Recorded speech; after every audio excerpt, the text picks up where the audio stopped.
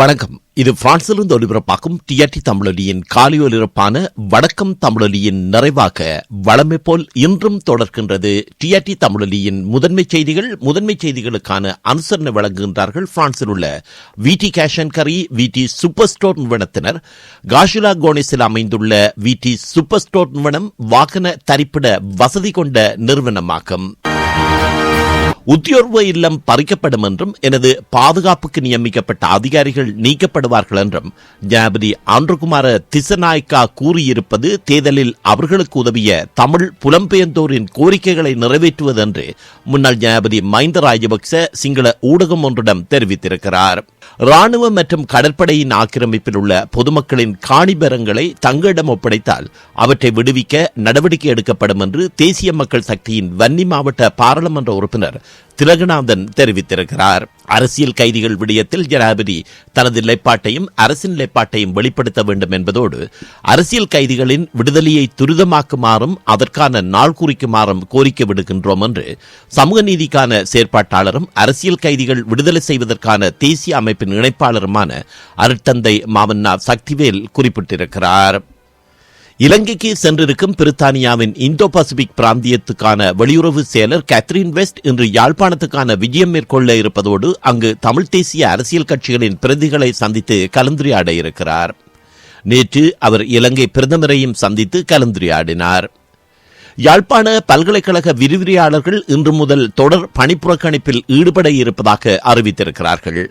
வாகன இறக்குமதிக்கு அனுமதி வழங்குவது தொடர்பான அதிவிசேட வர்த்தமானிய அறிவித்தல் ஒன்று நிதி திட்டமிடல் மற்றும் பொருளாதார மேம்பாட்டு அமைச்சராக ஜனாதிபதி ஆண்ட்ரகுமார திசநாயக்காவினால் நேற்று வெளியிடப்பட்டுள்ளது. இன்று முதல் அமலுக்கு வரும் வகையில் இலங்கை தொலைத்தொடர்பு ஒழுங்குமுறை ஆணைக்குழுவில் சர்வதேச மொபைல் உபகரண அடையாள எண் பதிவு செய்யப்படாத கையடக்க தொலைபேசிகள் உள்ளிட்ட லத்திரனியல் சாதனங்கள் இயங்க அனுமதிக்கப்பட மாட்டாதென்று இலங்கை தொலைத்தொடர்பு ஒழுங்குமுறை ஆணைக்குழுவின் பணிப்பாளர் நாயகம் ஏர் வைஸ் மார்ஷல் பந்துல ஹேரத் தெரிவித்திருக்கிறார். உள்நாட்டு விமான சேவைகளை மீண்டும் ஆரம்பிக்க தேவையான நடவடிக்கைகளை முன்னெடுப்பதற்கு அரசாங்கம் தீர்மானித்துள்ளது. முன்னாள் ஜனாதிபதி மஹிந்த ராஜபக்சவுக்கும் ஸ்ரீலங்கா பொதுஜன பெரமுனவின் பிரதிகளுக்கும் இடையில் கொழும்பு விஜயராம வீதியில் உள்ள மஹிந்த ராஜபக்சவின் உத்தியோர்வ இல்லத்தில் நேற்று விசேட சந்திப்பொன்று இடம்பெற்றிருக்கிறது. இன நல்லிணக்கத்தை சீர்குலைக்கும் வகையில் சமூக ஊடகங்களில் தகவல்களை வெளியிட்டதற்காக விளக்கமறியலில் வைக்கப்பட்டிருந்த நாமல் குமார கொழும்பு நீதவான் நீதிமன்றத்தால் நேற்று விடுவிக்கப்பட்டிருக்கிறார். முன்னாள் ஜனாதிபதி மஹிந்த ராஜபக்சவின் புதல்வர் யோசித ராஜபக்ச குற்றப்பிரேரணையின் ஒரு பகுதியாக கைது செய்யப்பட்டுள்ளதாகவும் அவர் மீது 1 மாத காலத்துக்குள் பண சலவை குற்றச்சாட்டின் கீழ் வழக்கு தொடரப்படும் என்று நீதியமைச்சர் ஹர்சன நாணயக்காரா இன்று தெரிவித்தார். யோசிதாவுக்கு பிணை வழங்குவதனால் அவர் குற்றமற்றவர் என்ற அர்த்தம் கிடையாது என்றும் பிணைமுறை சட்டத்தின் விதிகளின் பிரகாரம் அவருக்கு பிணை வழங்கப்பட்டுள்ளதாக அவர் குறிப்பிட்டார். முன்னாள் அரசு தலைவர்களின் சலுகைகள் மற்றும் கொடுப்பனவுகள் குறைக்கப்படுவதற்கான உத்தேச வாதத்தை அடுத்து பிவிதிர்கல உரிமைய தலைவர் உதய கம்பன்பிலவின் கருத்து இது தொடர்பாக மேலும் சர்ச்சை ஏற்படுத்தியுள்ளது. அரசியலமைப்பு மற்றும் உலகளாவிய சட்ட கோட்பாடுகளின்படி அந்த சலுகைகள் குறைக்கப்படவோ அல்லது அகற்றப்படவோ முடியாது என்று அவர் தெரிவித்த கருத்து சர்ச்சையை ஏற்படுத்தியிருக்கிறது. இலங்கை விமானப்படையின் புதிய தளபதியாக ஏர் வைஸ் மார்ஷல் வாசு பந்துல எதிரிசிங்க நியமிக்கப்பட்டிருக்கிறார். இந்த நியமனம் நாளை முதல் அமலுக்கு வருகிறது. ஆலயங்களின் நிர்வாகங்களுக்கும் அந்தணர்களுக்கு இடையிலான முரண்பாடுகள் அதிகரித்து செல்கின்றமை வேதனை அளிப்பதாக வடக்கு மாகாண ஆளுநர் வேதநாயகன் தெரிவித்திருக்கிறார். வடக்கு மாகாணத்தில் ஆண்களுக்கு நிகராக பெண்களும் உயிர்கொல்லி போதைப்பாவனைக்கு இலக்காகி இருப்பதாக வடக்கு மாகாண ஆளுநர் வேதநாயகன் கவலை தெரிவித்திருக்கிறார். 2024 ஆண்டில் சிறுவர்கள் மீதான கடுமையான பாலியல் துஷ்பிரயோக சம்பவங்கள் தொடர்பாக 321 முறைப்பாடுகள் கிடைக்கப்பெற்றிருக்கிறது. புளியங்குளம் போலீசாருக்கு கிடைக்கப்பெற்ற தகவலுக்கு அமைய புளியங்குளம் சேமமேடு பிரதேசத்தில் நேற்று மேற்கொள்ளப்பட்ட சுற்றிவளைப்பின் போது உள்நாட்டில் தயாரிக்கப்பட்ட துப்பாக்கியுடன் பெரியகுளம் கனகராயன்குளம் பிரதேசத்தைச் சேர்ந்த 26 வயதுடைய சந்தேக நபர் ஒருவர் கைது செய்யப்பட்டிருக்கிறார். கடமை நேரத்தில் மதுபோதையில் வாகனம் செலுத்தி விபத்தொன்றை ஏற்படுத்திய குற்றச்சாட்டில் கைதான கேகாலை தலைமையக காவல் நிலையத்தின் உப காவல்துறை பரிசோதகர் ஒருவர் எதிர்வரும் பிப்ரவரி 10 வரை விளக்கமறியலில் வைக்கப்பட்டிருக்கிறார். புதிய வேலைக்கான நேர்காணல் தொடர்பான வாக்குவாதத்தின் போது காதலனின் மார்பில் காதலி கத்தியால் குத்தியதில் பலத்த காயமடைந்த காதலன் வைத்தியசாலையில் சிகிச்சை பெற்று வந்த நிலையில் உயிரிழந்து போனார். யாழ்ப்பாணத்தில் இளைஞர் ஒருவரை வெளிநாட்டுக்கு அனுப்பி வைப்பதாக கூறி பண மோசடியில் கைது செய்யப்பட்ட ஆசிரியர் நீதிமன்ற உத்தரவின் பேரில் பிணையில் விடுவிக்கப்பட்டிருக்கிறார். இந்த ஆசிரியர் இளைஞன் ஒருவரை வெளிநாட்டுக்கு அனுப்பி வைப்பதாக கூறி இளைஞனிடம் 68 லட்சம் ரூபாய் பணத்தை பெற்றிருக்கிறார். சூரிய மின்கல திருத்த வேலைக்கு வந்தவர்கள் என்று கூறி வீட்டில் இருந்தவர்களுக்கு மயக்க மருந்து தெளித்து சுமார் 12 பவுண்ட் நகையை கொள்ளையடித்து சென்ற சம்பவம் ஒன்று யாழ்ப்பாணம் சுன்னாகம் பகுதியில் பதிவாகியிருக்கிறது. புலனறுவை பக்கமுன போலீஸ் பிரிவுக்குட்பட்ட எலகர பிரதேசத்தில் காட்டு யானை தாக்கி வயதுவர் ஒருவர் உயிரிழந்து போனார். இன்று முதல் எதிர்வரும் சில நாட்களுக்கு வடக்கு, வடமத்திய, கிழக்கு, ஊவா, தென் மற்றும் மத்திய மாகாணங்களில் மழை நிலைமை அதிகரிக்கக்கூடும் என்று வளிமண்டலவியல் திணைக்களம் எதிர்வு கூறியிருக்கிறது.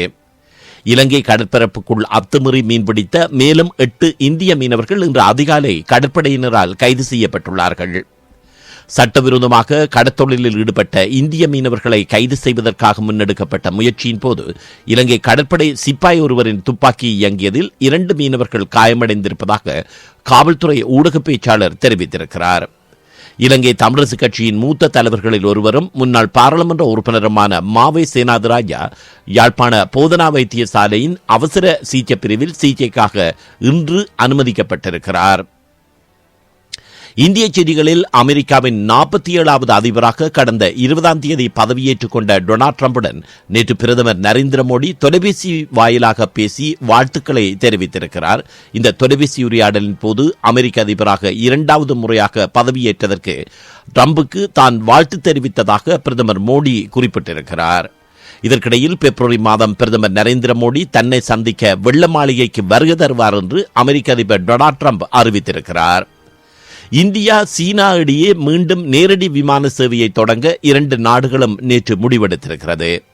கர்நாடக முதல்வரின் மனைவி பார்வதியிடம் விசாரணை நடத்த அமலாக்கத்துறைக்கு இடைக்கால தடை விதித்து உயர்நீதிமன்றம் நேற்று உத்தரவு பிறப்பித்தது.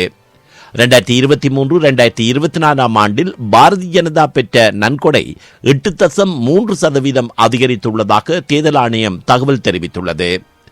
டெல்லி சட்டப்பேரவை தேர்தல் வருகின்ற பிப்ரவரி 5ஆம் தேதி நடைபெற இருக்கின்ற நிலையில் மாற்றுத்திறனாளிகள் மற்றும் 85 வயது கடந்த மூத்த குடிமக்களின் வசதிக்காக அவர்கள் வீட்டில் இருந்தபடியே வாக்களிக்கும் நடைமுறை டெல்லியின் 70வது சட்டப்பேரவை தொகுதிகளில் தொடங்கியிருக்கிறது. இந்திய உள்துறை அமைச்சர் அமித்ஷா வருகின்ற மாநில தேர்தலில் அவரின் பாரதிய ஜனதா கட்சி வெற்றி பெற்றால் தலைநகரிலிருந்து கள்ள குடியேறிகளை வெளியேற்றப் போவதற்கு நடவடிக்கை எடுப்பதாக உறுதி கூறியிருக்கிறார். திராவிட கட்சிகளுடன் பயணித்தால் பாரதிய ஜனதா கட்சியின் வாக்கு சதவீதம் 2% மேல் உயராது என்று தமிழக பாரதிய ஜனதா தலைவர் அண்ணாமலை தெரிவிக்கிறார். வக்பு மசோதா நிறைவேற்றப்பட்டால் உச்சநீதிமன்றத்தில் வழக்கு தொடர எதிர்க்கட்சிகள் முடிவு செய்திருக்கின்றன. இந்திய செல்வந்தர்கள் கௌதம் அதானி, முகேஷ் அம்பானி ஆகியோரின் மின்னிலக்க செய்தி பிரிவுகள் ஓபன் ஏஐ நிறுவனம் மீது வழக்கு தொடுக்க இருக்கிறது. அண்ணா பல்கலைக்கழக வளாகத்தில் மாணவியொருவர் பாலியல் துன்புறுத்தலுக்கான வன்கொடுமை வழக்கில் கைதான ஞானசேகரனை அடுத்த மாதம் பிப்ரவரி 7ஆம் தேதி வரை நீதிமன்ற காவலில் விசாரிக்க சைதாப்பேட்டை நீதிமன்றம் உத்தரவு பிறப்பித்துள்ளது. லாவோஸில் உள்ள சைபர் மோசடி மையங்களுக்கு கடத்தப்பட்டு கட்டாய பணியில் ஈடுபடுத்தப்பட்டிருந்த 67 இந்தியர்களை அந்த நாட்டு தலைநகரில் உள்ள இந்திய தூதரகம் மீட்டிருக்கிறது.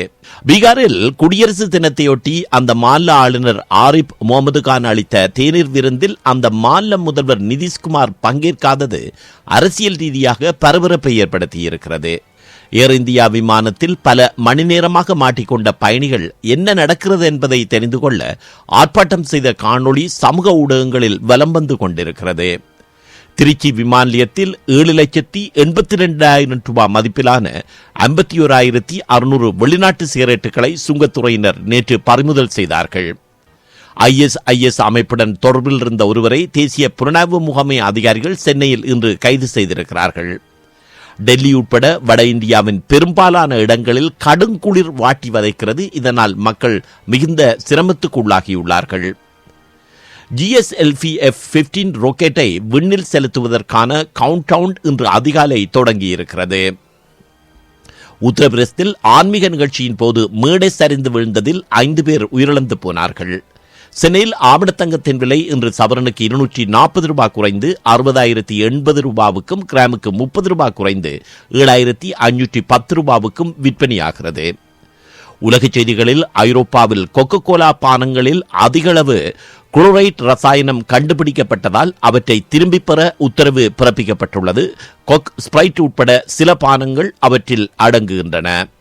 இரண்டாம் உலகப்போர் காலத்தின் போது ஜெர்மனி சர்வாதிகாரி ஹிட்லர் தலைமையிலான நாஜி அரசால் செயல்படுத்தப்பட்டு வந்த படுகொலை முகாம்களில் மிகுந்த முக்கியத்துவம் வாய்ந்த ஒஸ்விட்ஸ் முகாம் சோவியத் படைகளால் மீட்கப்பட்டதன் 80வது நினைவு நாள் நேற்று கடைபிடிக்கப்பட்டிருக்கிறது. காசா சண்டை நிறுத்த உடன்பாடு நடப்பில் இருக்கும் இந்த வேளையில் ஆயிரக்கணக்கான பாலஸ்தீனர்கள் காசாவின் வடக்கில் உள்ள தங்கள் இருப்பிடங்களுக்கு செல்ல தொடங்கிவிட்டார்கள். இஸ்ரேல் அந்த பாதையில் உள்ள சாலை தடுப்புகளை தற்போது அகற்றியிருக்கிறது. காசா போர் நிறுத்த ஒப்பந்தத்துக்கு அமைய முதல் கட்டமாக விடுவிக்கப்பட இருந்த 33 இஸ்ரேலிய பணைய கைதிகளில் 8 பேர் உயிரிழந்து விட்டதாக இஸ்ரேல் தெரிவிக்கிறது. பெலருஸ் அதிபராக கடந்த 1994 ஆண்டு முதல் பொறுப்பு வைத்து வரும் அலெக்சாண்டர் லுகஷென்கோ இந்த வார இறுதியில் நடைபெற்ற தேர்தலில் மீண்டும் வெற்றி பெற்றதாக அறிவிக்கப்பட்டது. இருந்தாலும் பேரளவுக்கு நடத்தப்பட்ட இந்த தேர்தலை ஐரோப்பிய ஒன்றிய உறுப்பு நாடுகள் நிராகரித்திருக்கின்றன. அமெரிக்க அதிபர் டொனால்ட் ட்ரம்ப் தலைமையிலான நிர்வாகம் வெளியிடும் அறிவிப்புகளுக்கு அவசர கதியில் உடனடியாக பதிலளிக்காமல் பொறுமையாக ஆலோசனை மேற்கொண்டு அதன்பின் செயல்பட உலக வங்கியின் தலைவர் அஜ் பங்காய் அறிவுறுத்தியிருக்கிறார். சீனாவின் காங்சோ நகரில் டீப்சிக் செயற்கை நுண்ணறிவு செயலி உருவாக்கப்பட்டது. அதே பெயர் கொண்ட நிறுவனம் செயலியை உருவாக்கியிருக்கிறது. மலிவு விலை டீப்சிக் செயலி அமெரிக்க பங்கு சந்தையில் பெரிய இழப்பை ஏற்படுத்திவிட்டது. சீனாவின் செயற்கை நுண்ணறிவு செயலியான இது அதிகமாக பதிவிறக்கம் செய்யப்படுகிறது. அதனால் நிவெடியா தொழில்நுட்ப நிறுவனம் சுமார் $593 பில்லியன் இழப்பை சந்தித்திருக்கிறது. அமெரிக்க அதிபர் டொனால்ட் ட்ரம்ப் குறைவான செலவில் உருவாக்கப்பட்ட சீன செயற்கை நுண்ணறிவு தொழில்நுட்பமான டீப்சிக் அமெரிக்க நிறுவனங்களுக்கு விழிப்பூட்டும் வகையில் அமைந்திருப்பதாக தெரிவிக்கிறார். அமெரிக்க ஜனாதிபதி டொனால்ட் ட்ரம்பின் நிர்வாகம் அவருக்கு எதிரான 2 குற்றவியல் வழக்குகளில் பணியாற்றிய 10க்கும் மேற்பட்ட நீதித்துறை சட்டத்தரணிகளை பதவி நீக்கம் செய்துள்ளது. பதவி நீக்கமானது நேற்று முதல் அமலுக்கு வந்திருக்கிறது. சீனாவில் உள்ள விலங்கு தோட்டம் ஒன்று புலியின் சிறுநீரை விற்பனை செய்கிறது. புலியின் சிறுநீர் பாதுகாப்பானதா என்ற அக்கறைகள் எழுந்துள்ளன. புலியின் சிறுநீர் முடக்குவாதத்தை குணப்படுத்தும் என்று கூறப்படுகிறது. ஆப்பிரிக்க நாடான கொங்கோவின் மிகப்பெரிய நகரமான கோமா நகரை தாங்கள் கைப்பற்றிவிட்டதாக M23 கிளர்ச்சிப்படை நேற்று அறிவித்திருக்கிறது.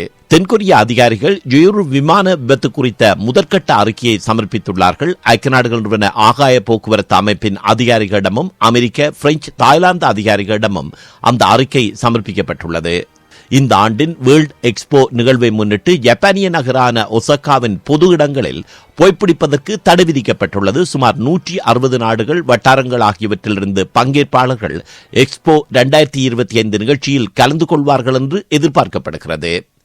விளையாட்டுச் செய்திகளில் கடந்த ஆண்டு T20 கிரிக்கெட்டில் சிறப்பாக பங்களிப்பு செய்ததன் அடிப்படையில் சர்வதேச அணியை சர்வதேச கிரிக்கெட் சபை தேர்வு செய்திருக்கிறது. அதில் இந்தியாவின் ரோஹித் சர்மா கேப்டனாக தேர்வாகி இருக்கிறார். அவர் தவிர ஜஸ்பிரீத் பும்ரா, ஹார்திக் பாண்டியா ஆகியோரும் அதில் இடம் பிடித்துள்ளார்கள். பாகிஸ்தானுக்கு எதிரான 2வது டெஸ்டில் மேற்கிந்திய தீவுகள் 120 ஓட்டங்கள் வித்தியாசத்தில் நேற்று வெற்றி பெற்றிருக்கிறது. சர்வதேச கிரிக்கெட் சபை வழங்கும் 2024 ஆண்டின் சிறந்த டெஸ்ட் கிரிக்கெட் வீரர் விருதை இந்திய அணியின் வேகப்பந்து வீச்சாளர் ஜஸ்பிரீத் பும்ரா பெறுகின்றார். நிறைவாக இன்றைய நாணய மாற்று வீதங்கள்: €1 இலங்கை பெறுமதியில் $311.41, இந்திய பெறுமதியில் $90.36, ஒரு $1 இலங்கை பெறுமதியில் $298.20, இந்திய பெறுமதியில் $86.54, ஒரு சுவிஸ் பிராங்க் இலங்கை பெறுமதியில் $329.55, இந்திய பெறுமதியில் $95.62, ஒரு ஐக்கிய பவுண்ட் இலங்கை பெறுமதியில் $371.25, இந்திய பெறுமதியில் $107.72, ஒரு கனடியன் டாலர் இலங்கை பெறுமதியில் $207.13, இந்திய பெறுமதியில் $60.10. கேட்டது டிஆர்டி தமிழொலியின் காலை ஒலிபரப்பான வணக்கம் தமிழொலியில் இடம்பெற்ற டிஆர்டி தமிழொலியின் முதன்மை செய்திகள். முதன்மை செய்திகளுக்கான அனுசரணை வழங்கியுள்ளார்கள் பிரான்சில் உள்ள விடி கேஷ் அண்ட் கரி விடி சூப்பர் ஸ்டோர் நிறுவனத்தினர். கார்ஷுலா கோனேஸில் அமைந்துள்ள விடி சூப்பர் ஸ்டோர் நிறுவனம் வாகன தரிப்பிட வசதி கொண்ட நிறுவனமாகும். உங்கள் செய்தி கேட்கும் ஆர்வத்துக்கு நன்றி நேயர்களே.